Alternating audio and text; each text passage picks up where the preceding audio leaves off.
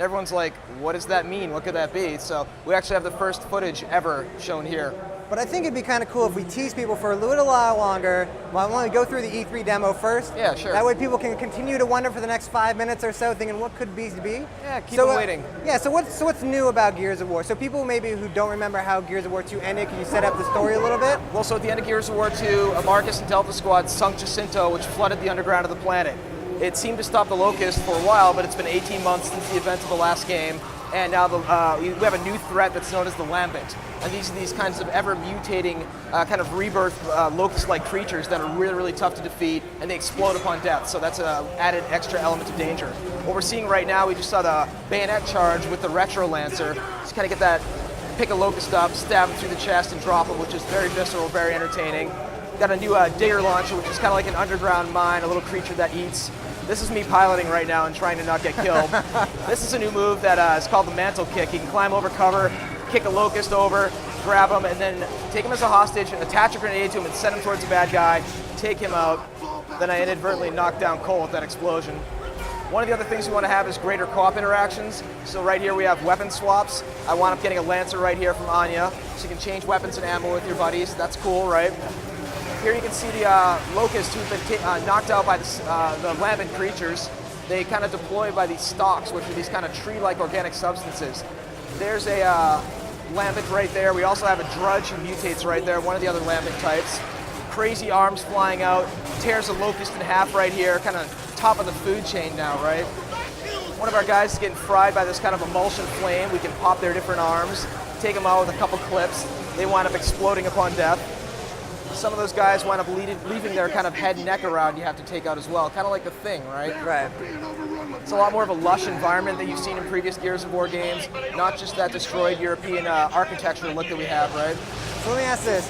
The tagline for Gears of War 2 was bigger, badder, more badass. Is this biggerer, badderer? There's no fancy tagline for this. It's just going to be the best looking, most enjoyable, most feature rich, and most importantly, the most polished Gears game you've seen yet. There's a lot going on though, right? You get a chainsaw kick. If you chainsaw an enemy who explodes, you're probably going to want to kick him away from you and get him away when they blow up, right?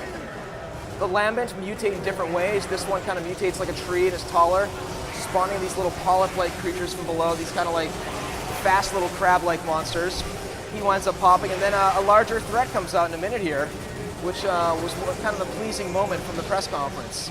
Everybody loved the Berserker in the first Gears of War, so we're like, how can we make the Berserker better, right? Let's mutate him, right? Let's mutate her, let's add some crazy tentacles, and let's make her faster, give her a jumping ability, and make her even uglier than ever. Let me ask this question. So the Lambent and the regular Locust do not like each other. They do not. Correct? It's kind of a three-way battle right now, right? Okay. And the Lambent aren't really an organized force. They're kind of like this organic force of nature that just takes out anything that's in their way. So the Locusts are still tough. They have new ways to surprise you. But the Lambent are fast. They explode upon death. They mutate dynamically, and they're crazy. It's a great sequence. We're trying to avoid this bugger coming after me. Trying to wait for the Hammer of Dawn coming online. And trying to avoid everybody getting killed by the Lambent Berserker. Notice the Hammer of Dawn effects are improved. It's the latest Unreal Engine. We have amazing God beams coming out of the sky. It really pushes the Xbox 360 even further than Gears of War 2 did. And big finish. Well, if you're going to finish, you got to finish big. And this is I a mean, pretty there's crazy what better ending. way to finish than having a giant laser beam on your butt with a giant Lambent Berserker at the same time. Oh, we also have exosuits right now. You can see the silverback mechs right there kicking the door shut. And then here's the entire group of Delta right there, wondering if we in fact did fry that bitch. Is Cole your favorite character you've ever created? What's that? Is Cole your favorite character you've ever created? I am I love Cole because he's just such a big pile of charisma. But we have new characters such as Jace, who was featured in the comic books. We just announced he's being voiced by the rapper Drake. And we're announcing some other new voice cast this week that's we're pretty excited about. Very cool. And then one of the other big changes for Gears of War 3 is that we're finally going to see female cogs. Yeah, female Gears are finally kind of taking place. Previously in the Gears world, females were kind of regulated to this like bedside mode where they had to give birth all the time because humanity's population was dwindling. Now all bets are off, everybody's stranded now, and we have female Gears. Anya has evolved kind of from a pencil pusher, at a desk to somebody who can really hold her own in combat. And then we have Samantha Byrne, who can really hold her own alongside with Anya. And we take our female Gears seriously in this game. Like, we love, sexy characters as much as the next guy.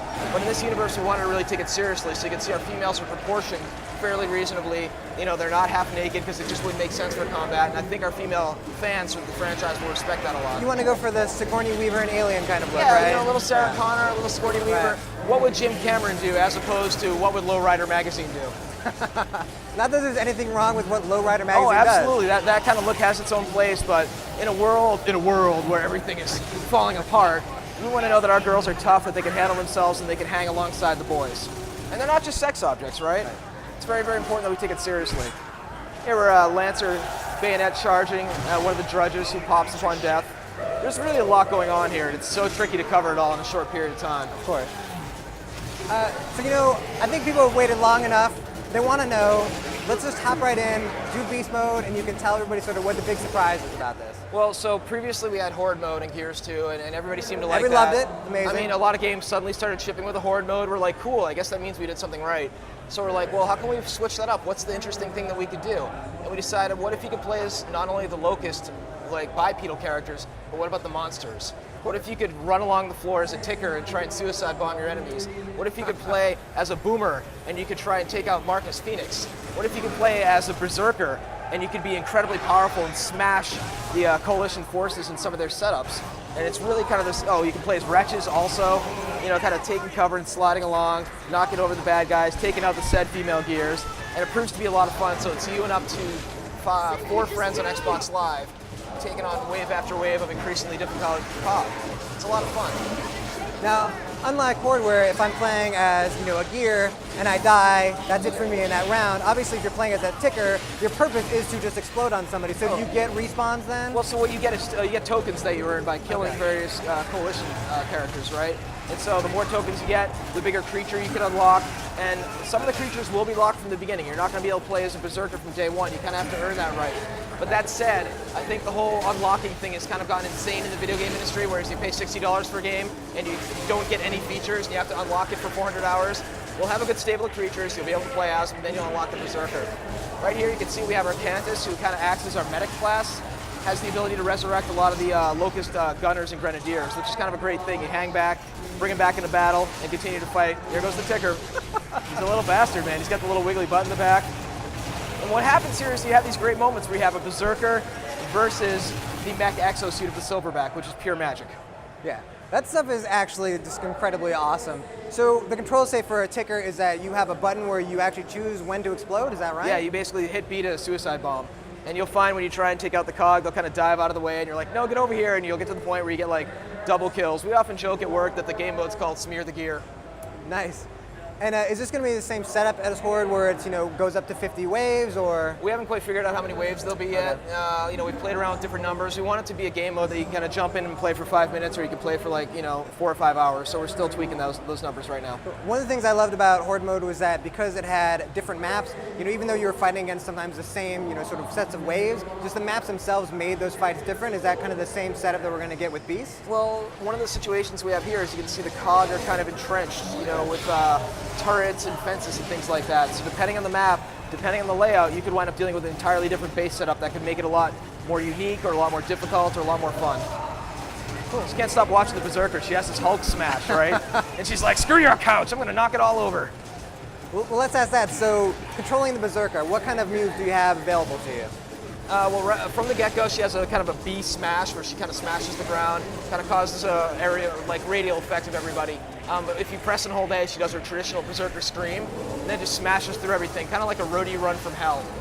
It's a lot of fun. She's also kind of myopic, right? She has kind of bad eyesight. We're still tweaking the mode. It's not quite perfect yet, but it's really kind of bad eyesight, right? You kind of have to deal with that. You have this immense power, but you can't quite see that well.